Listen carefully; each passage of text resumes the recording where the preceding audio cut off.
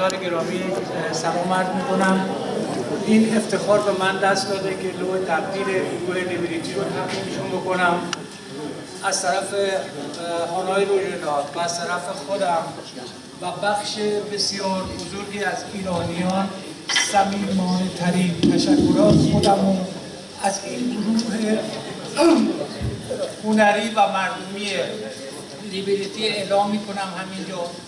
این گروه هنری مردمی در واقع با جنبش زن زیان آزادی تولد پیدا کرد و یکی از عوامل اتحاد، همبستگی و تلاش و دفاع همه جانبه از جنبش زن زیان آزادی رو در عرصه هنری خودشون به نمایش گذاشتن. ازشون بی صمیمانه تشکر میکنم و امیدوارم همین راه رو ادامه بدن. تشکر ویژه دارم از استاد جلال قباد که در واقع بنیانگذار این گروه بود و از تک تک اعضای این گروه سپاسگزاری میکنم.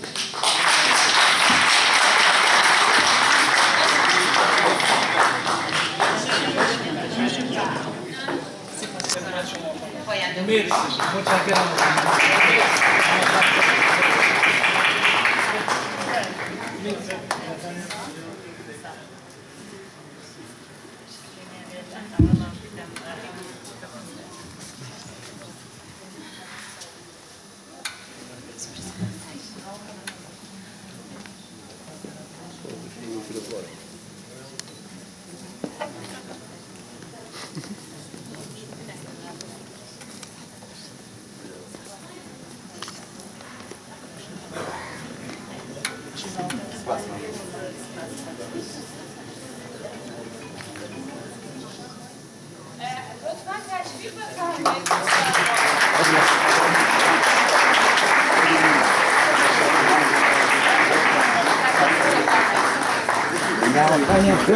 بهروز سلواتی.